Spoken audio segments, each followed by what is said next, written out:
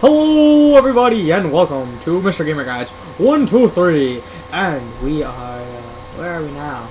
Last video we were in Mexico. I don't know. I've lost track. You know what, let's just magically teleport to, let's go to San Diego. Alright. San Diego sounds San nice. Diego. Oh, not too shabby. Don't you think so? Yeah.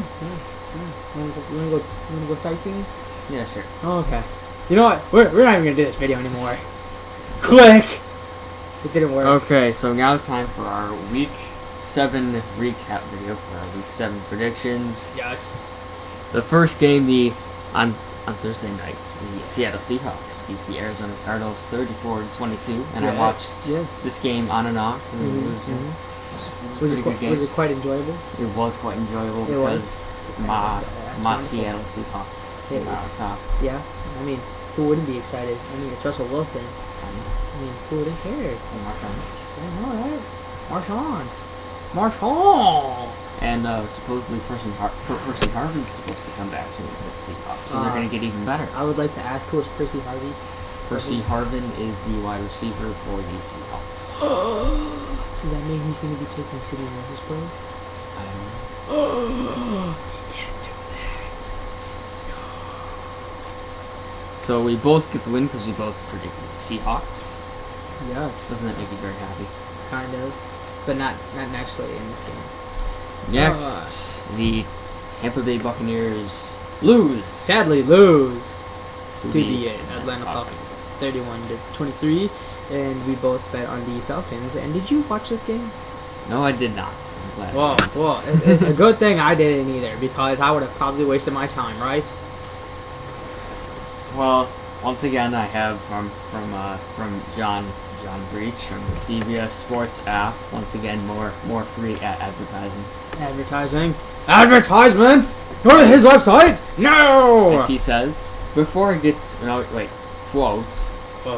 Before I get to my Week 8 picks, I need to talk about what I learned in Week 7. And here's what I learned in Week 7.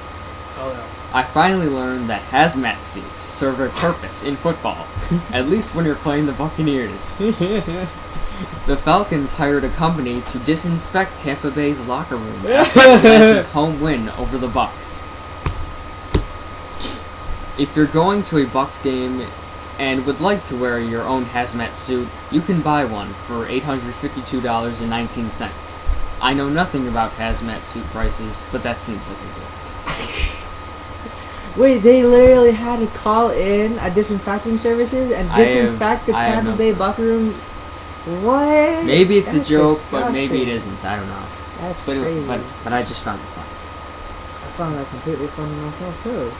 So, what was his name? Mike Glennon, I guess that's the new quarterback for the Buccaneers. I know his last name is Glennon. Why did he, the other one get injured? No, Joshua Freeman. You know, all the... Oh, yeah. Now he's in the Vikings. Yeah, we wanted to get him too, didn't we?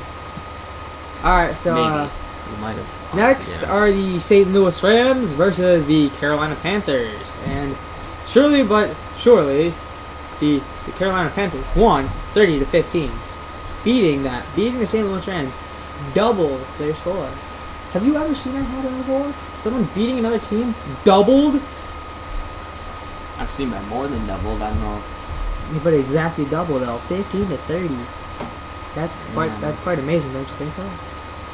But the Panthers getting to a 500 once again. Yeah. Nice.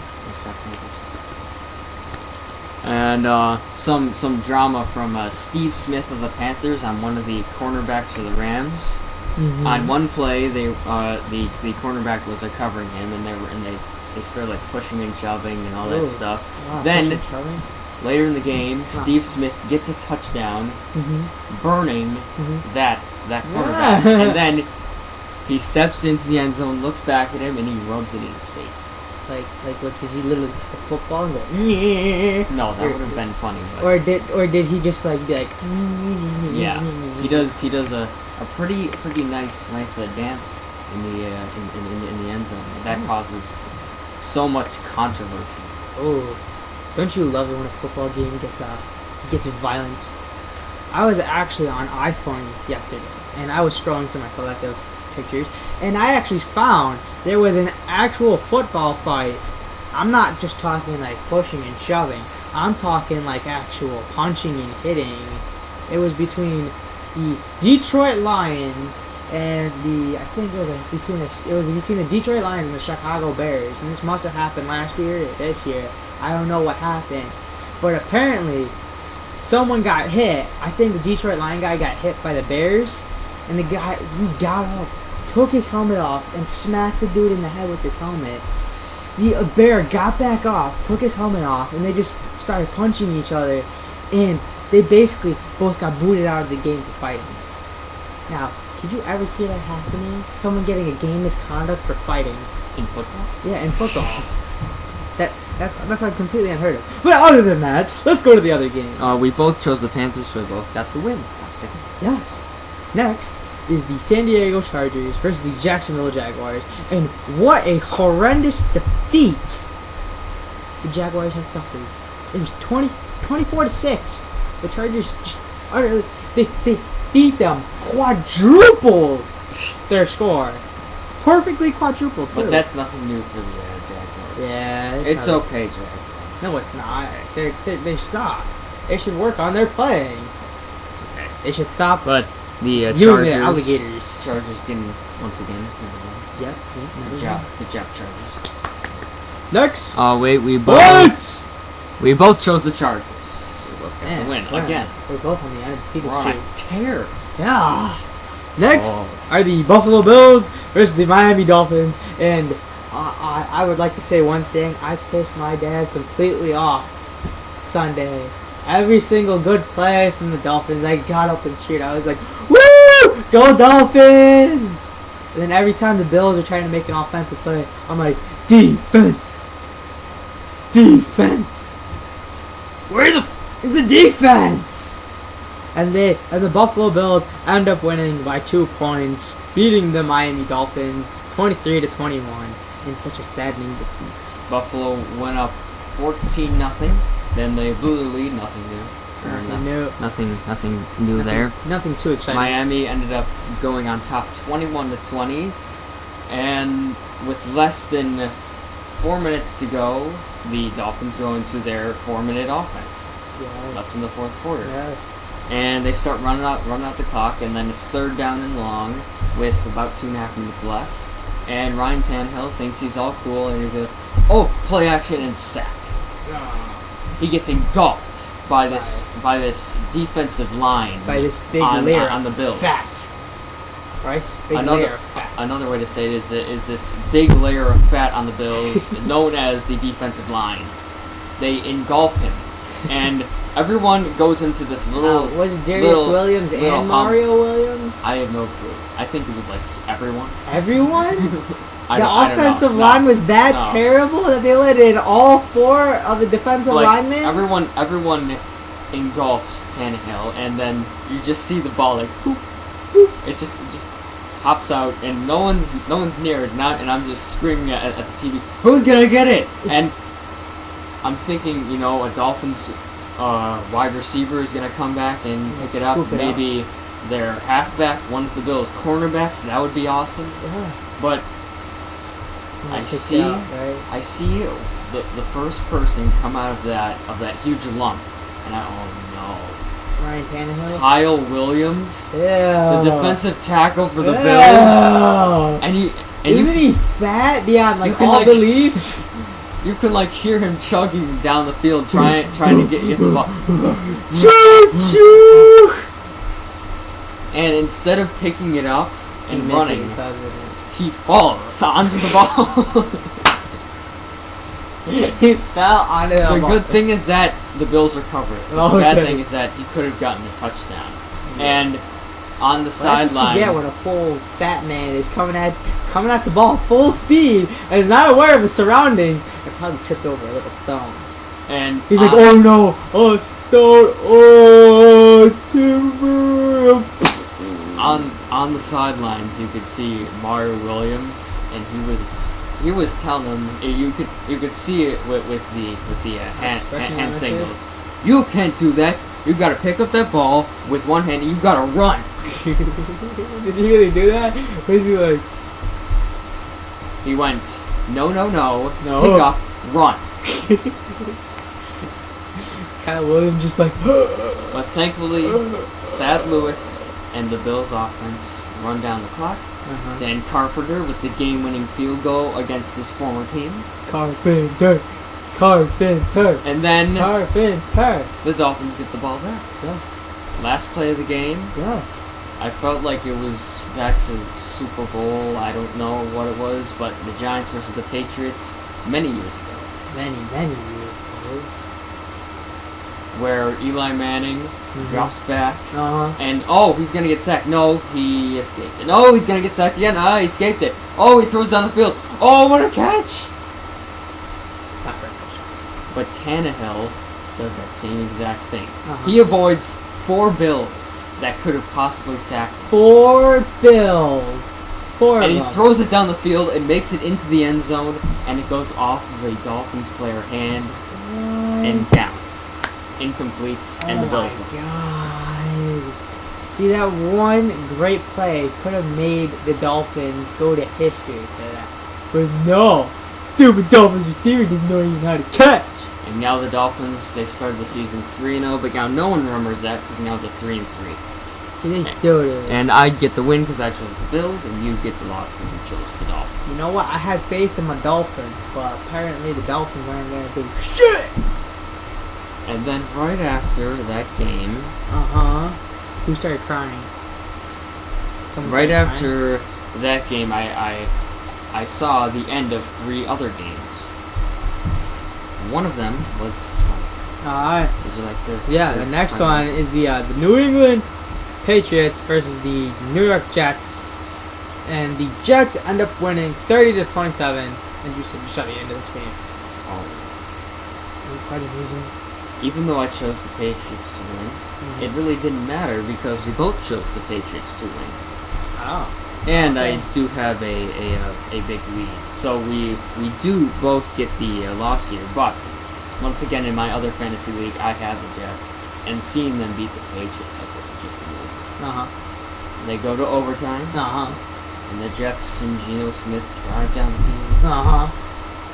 And it looks like the Patriots come up with a big defensive stop. And the camera looks, and Tom Brady's looking like he's going to go out there on the field and start leading that to Patriots offense. But no, the Jets go for a very long field goal for Nick Foles to make to try to win.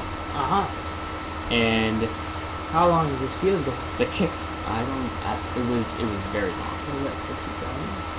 Or was it not that? I'll try to check.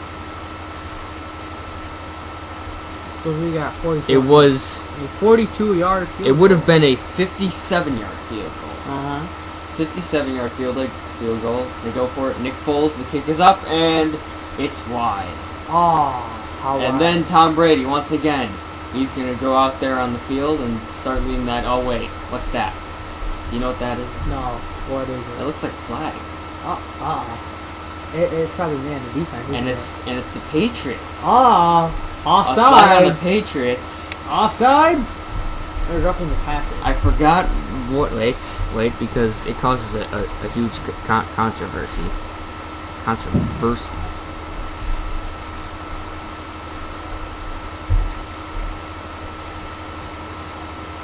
56-yard field goal. Unsportsmanlike conduct. 15-yard penalty. Repeat. 4th down. Wow. Or it might have been first. I think yeah, it was 15-yard penalty, 1st down.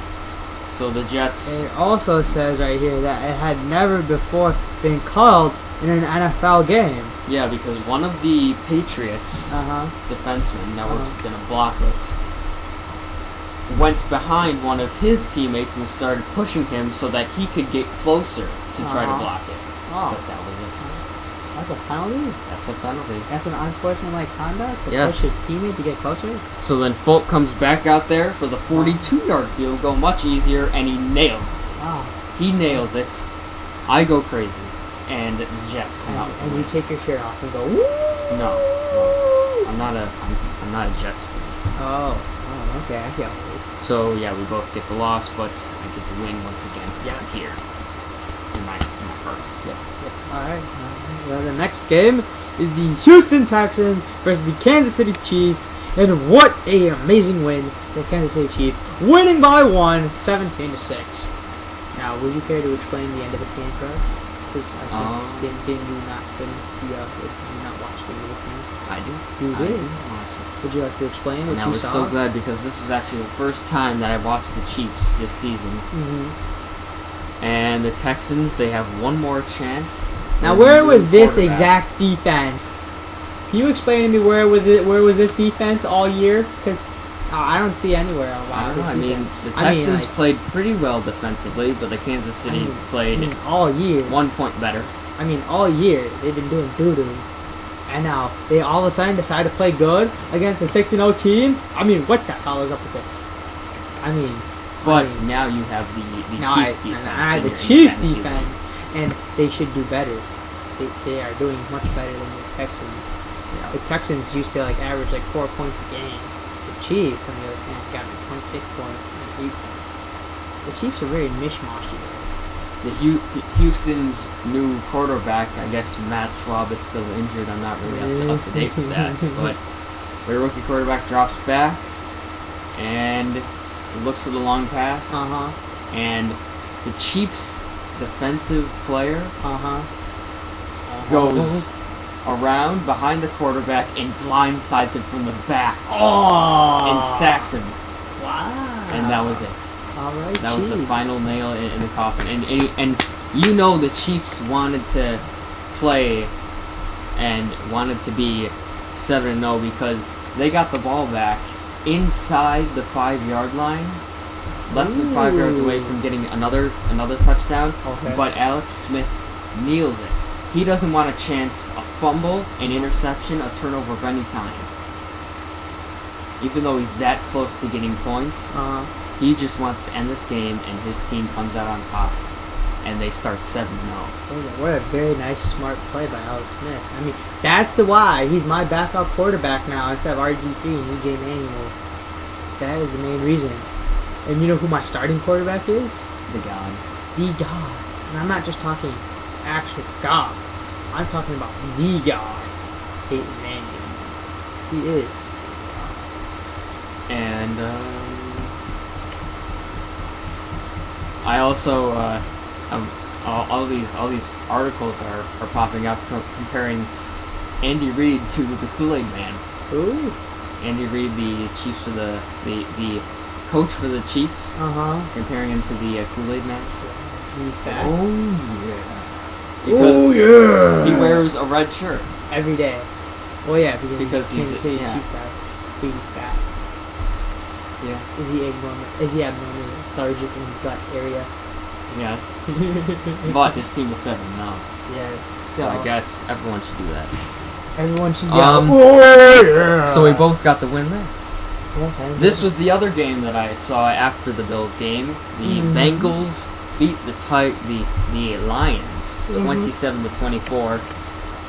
Right after the Bills game ended on CBS, it changed right to this game. Oh, really? Wow. And it was perfect because it was 24-24, last play of the fourth quarter, and the Bengals made a field goal, and they get it. And they win. That is by far the most wonderful thing I've ever heard. And the Super Bowl Lions. The Super Lions. So I get the win, and you get the loss. Oh, they played Monday? Oh, no, they played... no, I totally forgot. Next game, the Dallas Cowboys beat the Philadelphia Eagles 17-3. Which was a terrible day for Deshaun Jackson. What a terrible play. Because Matt Barkley, the poor kid, has to go in just like Jeff Toole. And then he throws 3 interceptions, the poor guy. Now, Deshaun Jackson caught just 3 passes for 21 yards in Sunday's Week 7 loss to the Cowboys. It was a rough day at the office for Jackson. First, Nick Foles was brutally inaccurate to the point where he was getting deservedly booed by the fans. Okay, here we go. Then Jackson got his foot stepped on by Bruce Carter. And I'm guessing that's the cornerback that was covering him on the on the Dallas Cowboys. He got his foot stepped on by Bruce Carter while run blocking and appeared to be in a ton of pain. Because getting his foot stepped on by a 185-pound man is not going to be ticklish. Yeah, that's not. No, but he did come back in quickly and finish the game out. But he did not appear to be 100%.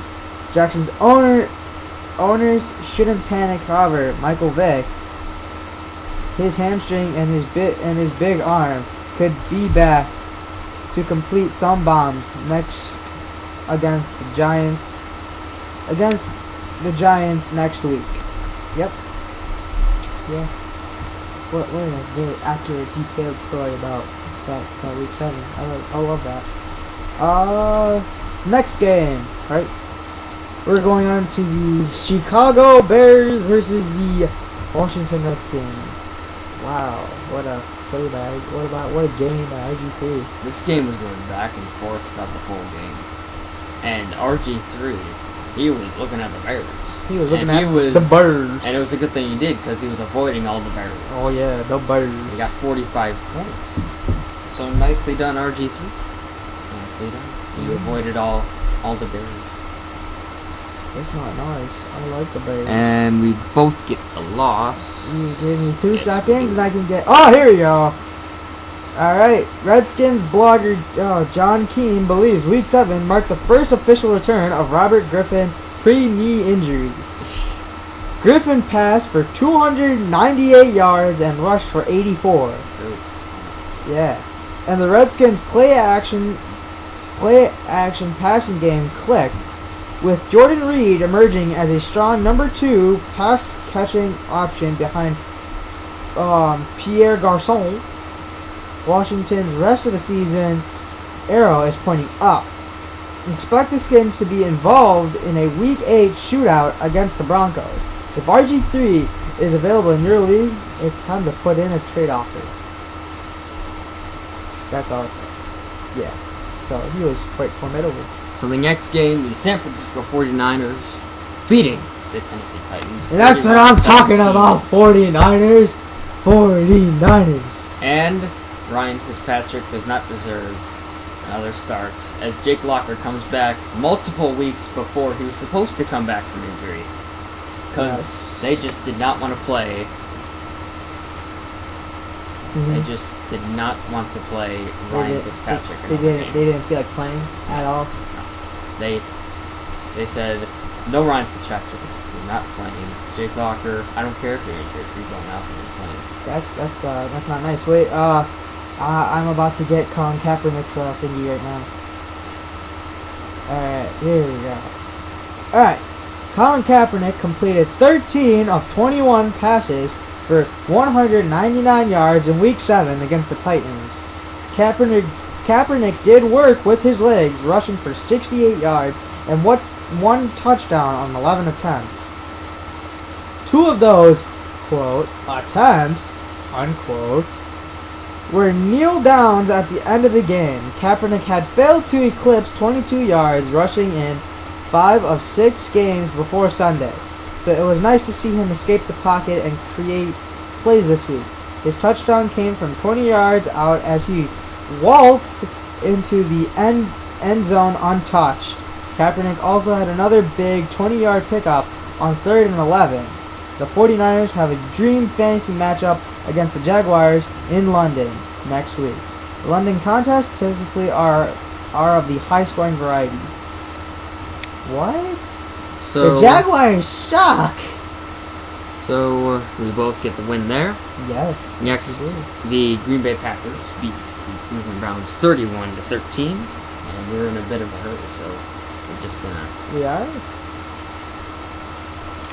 Oh, okay. Yeah. Alright, so the Green Bay Packers win 31-13. I was pretty happy with this one. No, cool. And the Packers win, so we both get... They win. No, You lost? you chose the Browns. 'Cause Oh! you wanted Willis McGahee to do good. Well, I wanted to see if he was willing to do good for week 9, which is stupid. So you get the loss and I get the win. Which is stupid. Then the Steelers beat the Ravens. Why is everyone beating the Ravens? It's like, oh, we won the Super Bowl. We are amazing. And then they go out and be doo-doo. So I get the loss and you get the win. And the Steelers I really went with kicked. Ben Roethlisberger? Yeah, you did. What? And it's a good thing you did. So once again, the Steelers win with a game-winning field goal at the end of the game. Next. Ooh, Oh, yes. I'm not even gonna talk about this. No, I don't The want to talk about Colts beat this. the Broncos, the now 6-1 Broncos, Don't you dare put emphasis on that winning streak. 39-33, and I got a bit scared at the end because I thought Peyton Manning was going to do what Peyton Manning does best and win, Yes. because he was certainly coming back Yes. in the game. And we can bring up another thing here. There we go. Quote, the other thing I learned is that not only the Colts are good, but they might be my new pick to earn home field advantage in the AFC. Indianapolis has a bye week in Week 8, but after that, the Colts only play 2 teams that are over 500 currently, and those are the Chiefs and the Bengals. Oh. Over their final 9 games, and one of those games is against the Jaguars, which is basically like an extra bye week. And Alright. Peyton Manning, probable ankle, participated fully in Broncos practice on Friday. Because he hurt his ankle yeah, on Sunday. Alright, Manning got a rest day on Wednesday before participating fully on Thursday and Friday. Despite noticeably reduced arm strength after last week's safety by Robert Mathis, Manning is locked and loaded. Elite quarterback 1 versus... That's basically what happened. And one of my favorite parts of that game was either a kick return or a punt return by the Broncos. And it looks like he's going to go all the way for a touchdown. Uh-huh. But the Colts kicker or punter, whoever it was, comes out of nowhere and destroys him. Destroys. The kicker or punt returner. He comes up with this huge tackle. Amazing. Oh, God. Next. So we both get the loss there. I know. It's so expected of them to win, though. And then they come out and do this. So the Denver Broncos are mortal. beatable. Are mortal, after Yes. all. Yes, they are. Next are We the don't know Minnesota... about the Chiefs yet. No, we don't know about that. They're still godly. Next are the Minnesota Vikings versus the New York Giants. And the Giants end up coming with a surprising victory over the Minnesota Vikings, 23-7. And I'm hoping you didn't go with the Vikings this time. No, I did not. Oh, okay. But you did. What? Oh, man. Josh Freeman apparently now has a concussion, so Oh. there goes that plan, Vikings. I guess so. I guess. Well, Darn it. those darn Giants, they always get you. I know, right? I mean, they come out with a win, and then they like, oh, we're gonna win, and then poof, and then he's just gone forever. So I get the win, you get the loss. I am 11-4 this week. You are 7-8. All right, here Overall, I have the Adrian Peterson plays. Adrian Peterson, with his hamstring, was officially full in his Thursday return to practice. If his Week 8 status was ever a concern, it is now. AD is Adrian, whatever his name is, isn't 100%, but he doesn't have to be a top 5 option at running back. Per Pro Football Focus, no running back is gaining more yardage after first contact this season than Adrian Peterson. because he's a beast. Because he's a boss.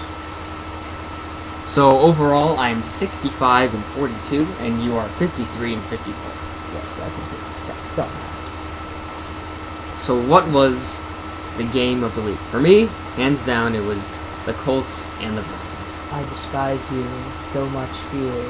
Just because it was an amazing game, and of course, And because just like I lost. said, just like I said in the last video, just like we ended the video with me saying, wouldn't it be funny if you lost? And I would laugh my ass off. And it is funny. It is not funny.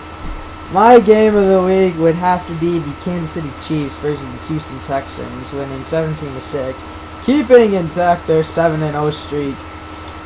Can they keep it alive for week 8? I have no idea. Do you have any idea? No, but I certainly hope so, because soon they're going to be facing the Broncos, and that's going to be an amazing match right there.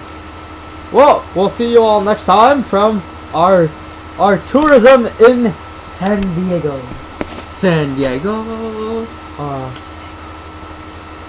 This is Antoine Gonzalez and Black Cobra signing saying off. arrivederci.